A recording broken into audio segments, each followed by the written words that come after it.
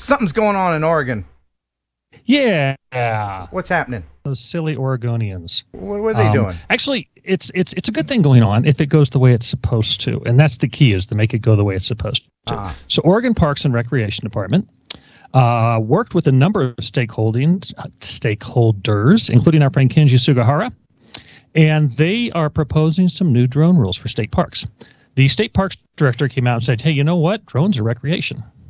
We provide recreational opportunities. So we want allow drones in our parks. And so they set out and they put these new rules up for comment, because that's what they have to do, is, hey, here's what we want to do. They get comments from both sides and they make the decision.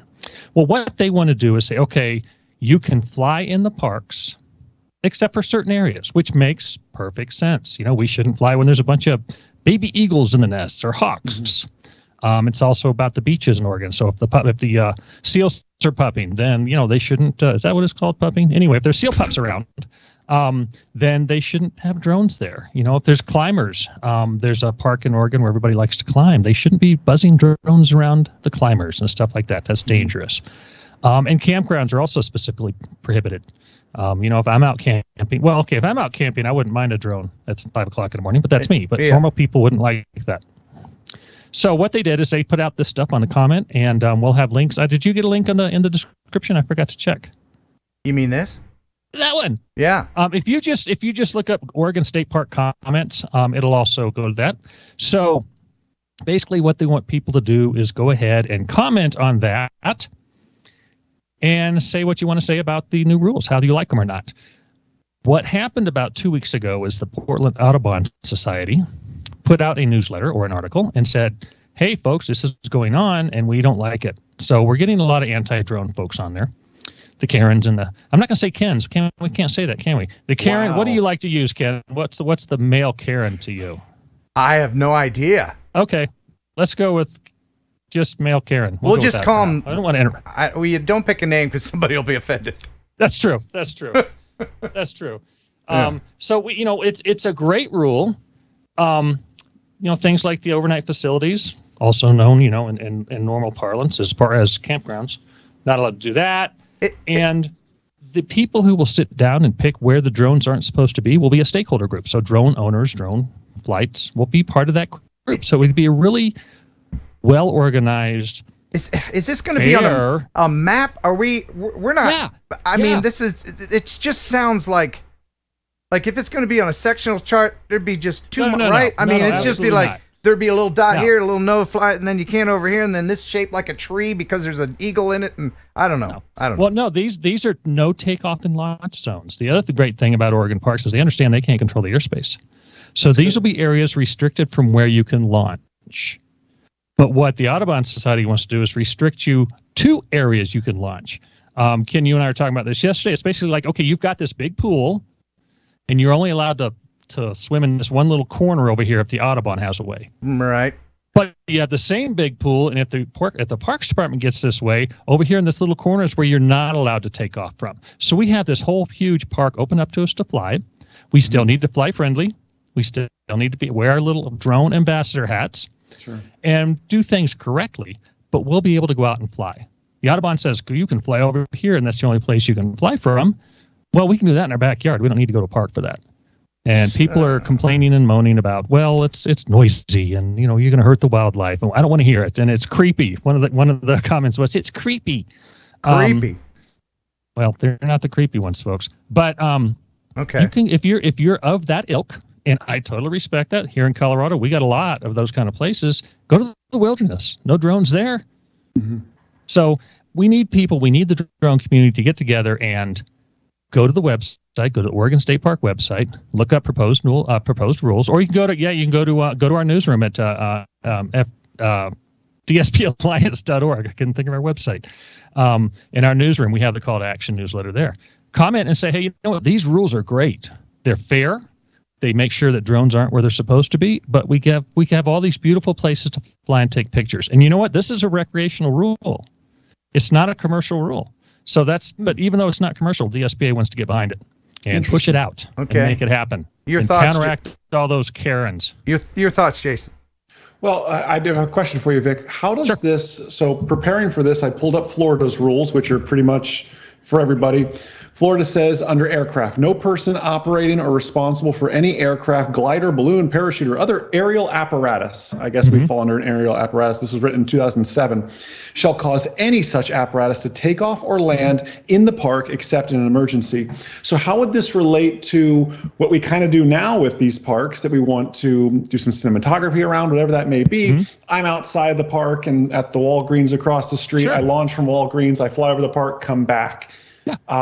How would that relate to this kind of situation, what we're doing now? It's already legal.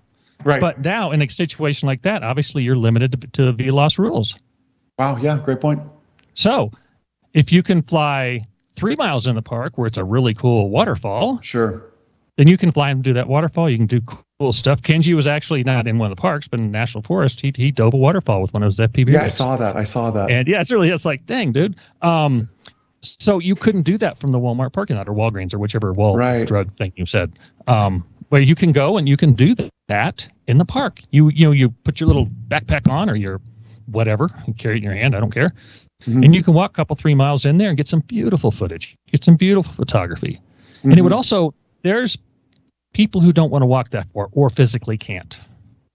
And so if you've got a drone up and you're flying around, you can then use that footage to show people what it looks like inside because they're never going to get the opportunity to do it. Wow. So drones are awesome. They need to be flown responsibly and safely, and fly friendly. I love the term fly friendly. And if we can do that and we can get people to comment and we can get some of the other anti-drone crowd comments out of there. I think we can't take them out because it's public record, but by golly gee, we can counteract them. We can reply to them. That'd be awesome to be able to do that. And a fear I have with this too, Vic, from looking into it is if these anti-droners win such a thing and Oregon pushes this through, does that set a precedent for the rest of the country? Like hey, Oregon did this, so we're going to do it. You know how that's we're a scary actually thought. we prefer the optimistic approach. Of course. So what we're going to say is that Oregon's the Parks Department is going to get their way. And they're going to say, look what we're doing. Here in Colorado, you go to a park and you mention the word drone, you may get beat up. Well, not really. But the parks people are going to say, absolutely not, no way, in the state parks. So if this passes in Oregon, we get a few months behind it or maybe a season or two and say, look how well this is working. I can go to the Colorado Parks Department and say, look what's going on. And look at all these beautiful parks we have that nobody can fly in and nobody can see. So we want to be able to use this as a template for the drone park or for other state parks for their drone rules. I think it'd be perfect. Okay. So it's people are always asking me just blanket statements. Can I fly in the park? Not can I fly in this part of the park? Can I take off from outside the park? And people want either or kind of thing. So will there be some easy app that'll tell you exactly where should this thing? Probably not. Well, you know what? If the Oregon Parks Department might make one, you never know. Maybe some entrepreneurial drone pilot with the skill will make one. But there will be maps at each parks department or at each park's headquarters, and they're going to sit down and figure out where you shouldn't fly from. Where does this? Obviously, you said Oregon says they're not controlling the airspace, or they know they don't control the airspace. Correct. But they're still telling you where not to fly. Nope, they're telling you where not to launch and land from. I'm probably using the wrong language, so I apologize for that. Okay, it's strictly. A person may take off or land an unmanned aerial system, commonly known, blah, blah, blah, blah, on park property unless restricted. So they are using the landing and launching. They don't use operate, which is interesting.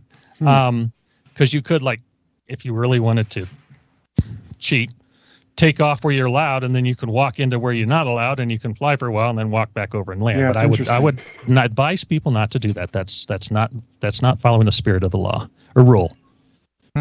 So yeah, it's proposed rules. They're just a perfect set of rules for drone pilots. And because we all know there's places we shouldn't be flying our drones. I mean, that's just common sense, which unfortunately isn't very common. You can't legislate common sense, unfortunately. Nope. You can't do it. You can define it and punish it.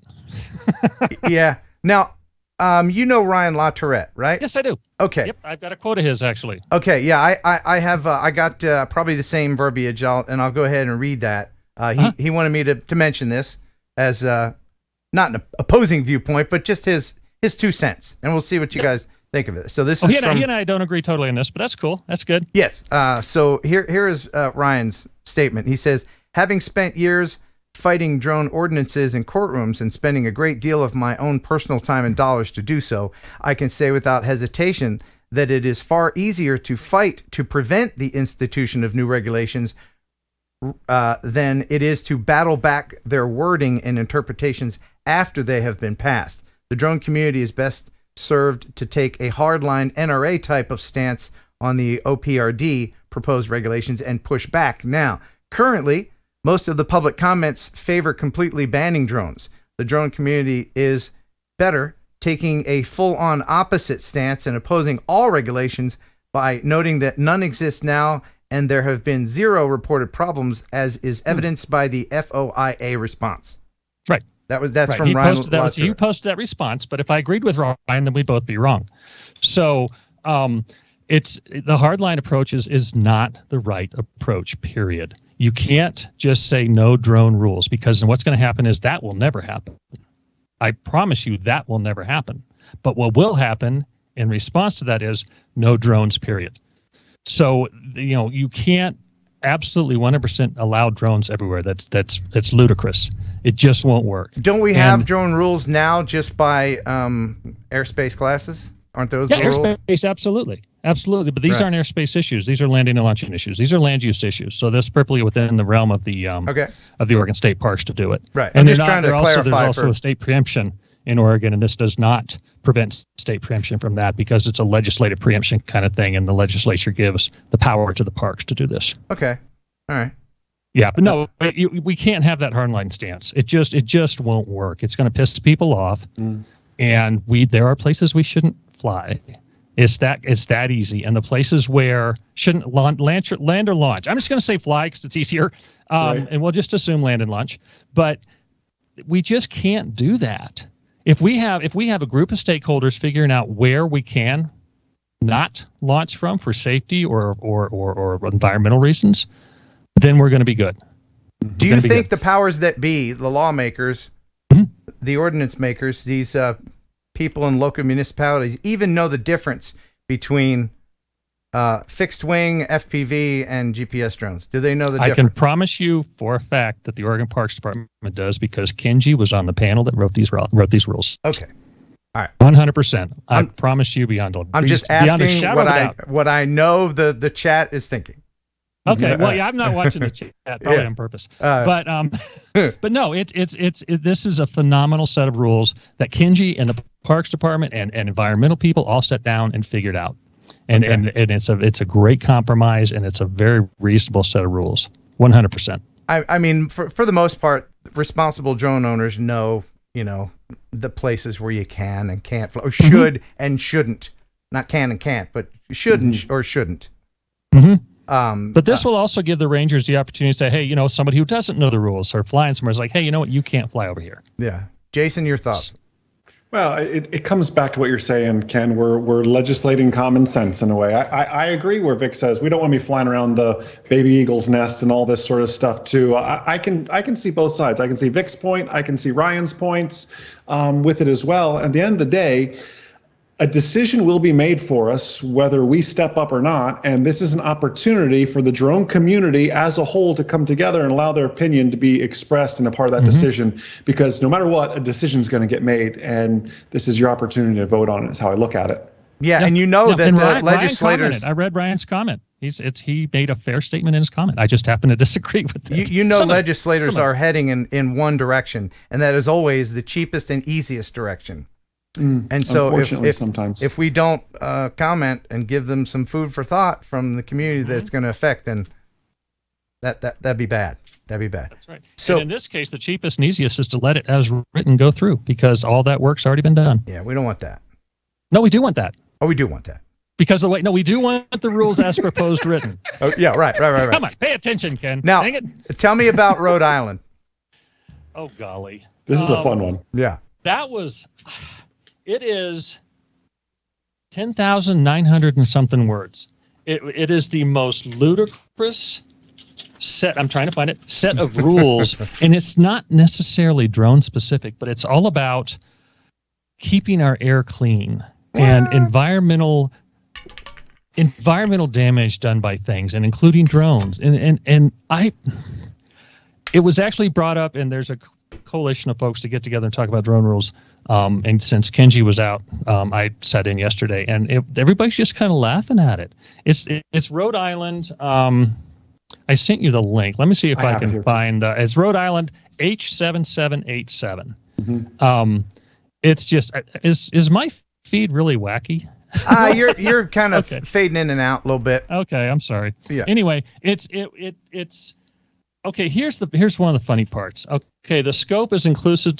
The scope, inclusive of solar radiation management, carbon dioxide removal, and other techniques, hazardous emission activities are diverse, varying greatly in their characteristics and consequences, including herein are anthropogenic atmospheric activities and may involve ground-based, underwater, and atmosphere-based activities, including, without limitation, aerosol injection, cloud seeding, and other deployments by facilities such as rockets, unmanned aerial vehicles, and drones of all sizes, down to large pico balloons, wireless infrastructure, ships, and submarines. So they're saying drones litter the air or pollute the air? They pollute the air. They litter the air. We use them to spray aerosol, apparently. Seed clouds. And sea clouds. Yeah, we use drones to see clouds. I have a thriving chemtrail business in Rhode Island. You too? Oh, that's awesome. I have that switch on my airplane, too, actually. I turn on all the time. Yeah, man. How am I going to get those nanobots into the people without my chemtrails? But we can figure out something else. Okay. All right. Wow. That was clearly written by a lawyer that's never seen a naked woman. Or possibly somebody who visited Colorado. I didn't read the whole thing, Vic, but it's out there. You can't read the whole thing. No, you can't. What are the consequences of this? Like, how do we shoot this thing down? Basically, you don't have to. It's not going anywhere. It's just not going anywhere. I can promise you that. But it's basically, if you have one of these conveyances, you have to register it. It takes almost 11,000 words to say, if you do one of these things, you need to register the vehicle you're doing it with. It's amazing. Wow. It's like a somebody got paid by the word. Yeah. Oh yeah. It was 10,000 words. silly. Okay, so that's silly. But let me ask you while I have you both here, something that's not silly. And I get emails from people all the time telling me these things, that their local municipalities and cities will charge people for flying in certain areas. I cannot believe that they can get away with that. So, like, you've already paid for your 107 training and all the other things that you have to do, and you're good to go as far as in the U.S. airspace. But then these cities that are doing a money grab, is that legal? Do you remember when early on in 2016, 2017, when North Carolina tried to do that, and they actually tried to come out with their own North Carolina test, I think it was even? Oh. So, yeah. They still have it. Yeah. Do they really? Yeah, I've got a copy of it in the back of my policy and procedure manual. What happens? What happens if you just don't do it? What happens if you just don't? Because as far as I know, they've only used it once. Okay. And then they decided, we're probably not going to prosecute this. Yeah, so it's basically Minnesota's the same way. It's basically like traffic cams. You don't have to pay them, but they hope you do. Yeah. What a bunch of dicks. A lot of it depends on how those regulations are worded. If it's an airspace thing, then that's preempted. But if it's a land use, let's say a park wants to charge a permit fee. Yes. It'd be like if you're having a picnic, you have to pay for a permit fee. But if you want to fly a drone, you have to pay for a permit fee. So in that instance, it's legal. But is it worth the money it costs to enforce it? Because it costs a lot more to figure out how to charge the $5 than it's going to make in the $5 that you're going to make. So it doesn't make sense. Is it legal as a land use fee? Yes. Is it legal as an air use fee? No. No one's challenged the North Carolina or the Minnesota one yet that I know of. Wow. So there's a couple more things that I wanted to ask you about.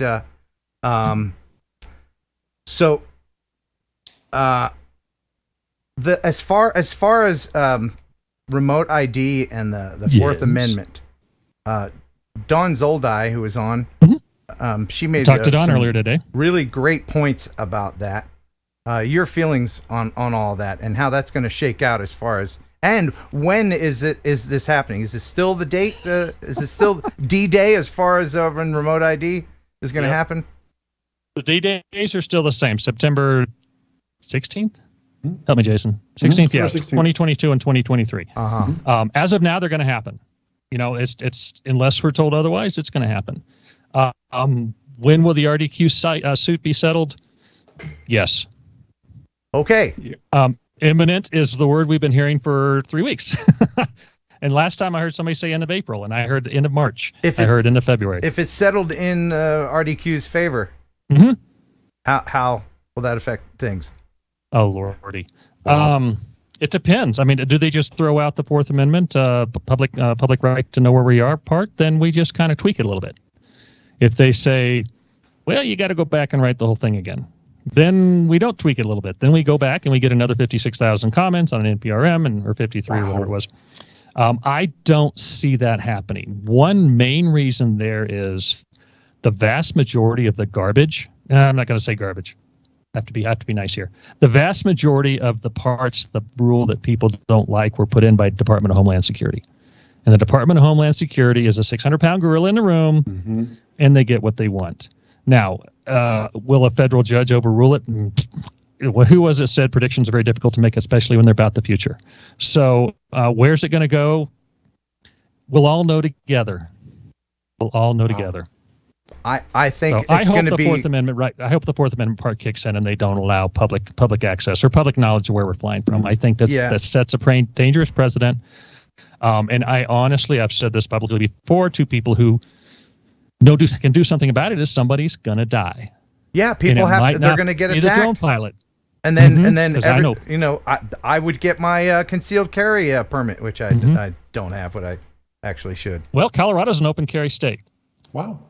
And I think Tennessee is too. And we all know plenty of pilots to carry right now, open or otherwise. You shouldn't have to do that though, because it's utterly ridiculous that they would allow your location to be broadcast.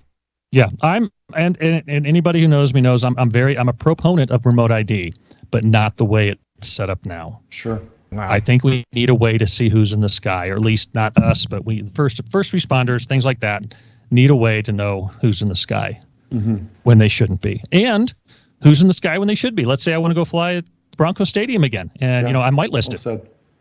Yeah, or I fly out at DIA all the time. I've got a 200-foot COA and a 100-foot grid, and they catch me on their little aerial armor out there, and they come pay me a visit. But if I'm whitelisted, actually I am whitelisted out there. But anyway, so it's a double-edged sword.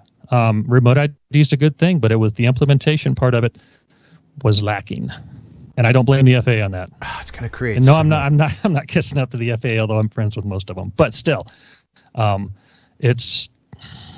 I hope that's not a good thing. I hope nobody gets hurt as a result of all this. I hope so too, for many reasons. We have one other thing, if you don't mind. Sure. What do you got? I'm surprised Jeff didn't mention this.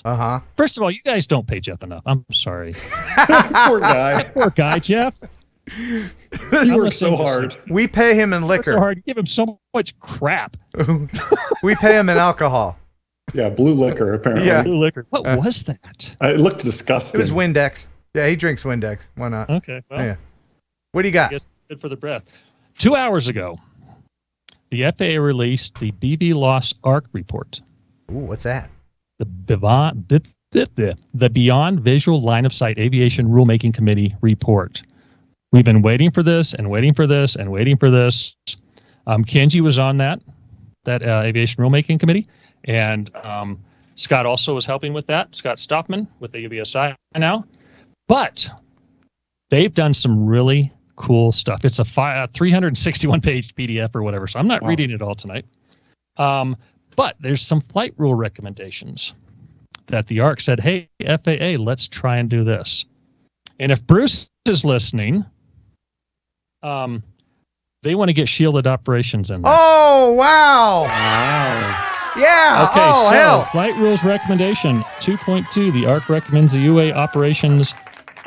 Shielded and non-shielded. I'm going to do non-shielded first. Non-shielded low altitude areas, i.e. below 400 feet, yield right-of-way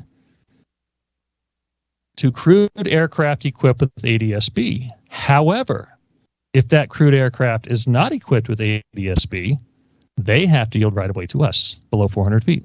Really? Wow. What? This is a recommendation. I want to make sure people understand and not get all excited about this and go fly to an airplane and say you didn't yield. This is a recommendation. Wow. Right. This is not the rule.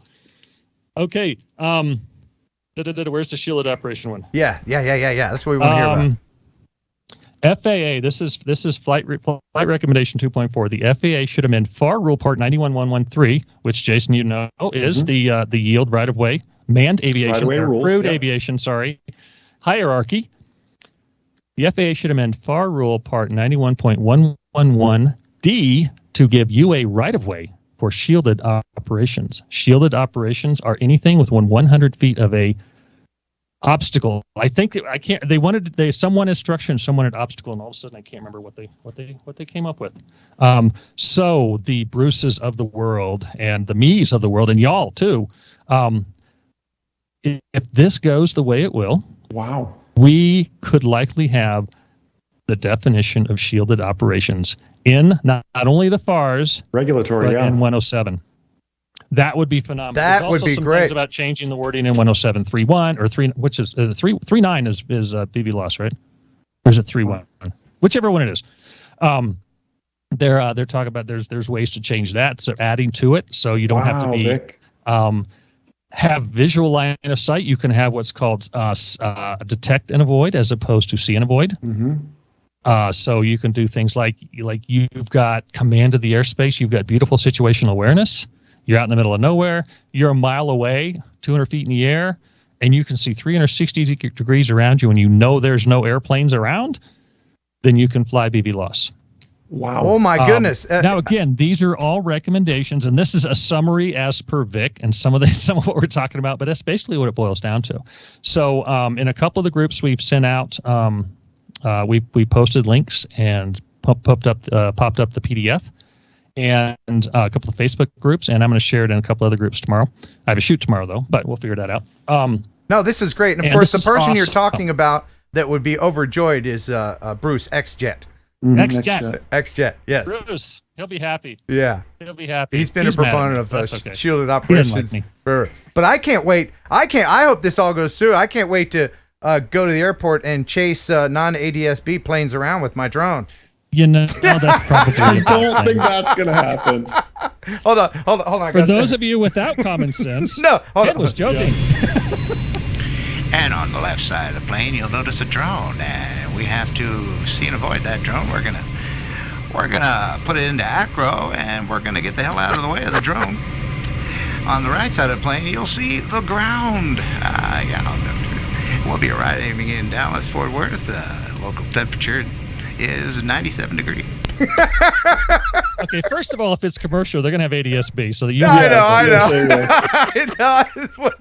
I just wanted to do my pilot announcement. That was pretty good. Sounded good. That was pretty good. So take a look at that. The summary is I think from page 8 to 13, along with the director's remarks. It has the potential to really open things up for the FPV folks. I'm on my third FPV BB loss waiver. My first two have been denied, so hopefully my third one will happen here pretty soon. Wow. There's two ways this could happen. One, we could do like what we did with the remote ID, and they could put out a rulemaking thing, and then we have the comment period and all that. Or something we're going to be really busy with the DSPA in the next year. 2023 is the FAA Reauthorization Act. So we can actually write rules that don't have to go through an NPR. Well, we can't. We can suggest how rules are made by calling our local Congress critters and say, hey, let's change BB loss to this. So they could do it that way, and it would be so much easier. So much easier. Great. This is all good news. That was exciting news today when we saw this. This is all good stuff. And again, with remote ID, I hope it's not a case where they implement one thing, terrible things happens, and they have to bring it back. I hope that doesn't happen. I hope not. Yeah. And we'll just, we'll see. We'll all find out together. Right. The RDQ may come out tomorrow, but I doubt it. They want common sense from us, but we, as a community, all want common sense from our lawmakers, don't we? From them, yeah. Yes, indeed. I think you're more likely to get it from pilots personally, but that's just me. Well, yeah. I spent all day yesterday with a bunch of them here in Colorado. So, awesome. Yesterday? Tuesday. So yeah, we'll see. But no, it's great.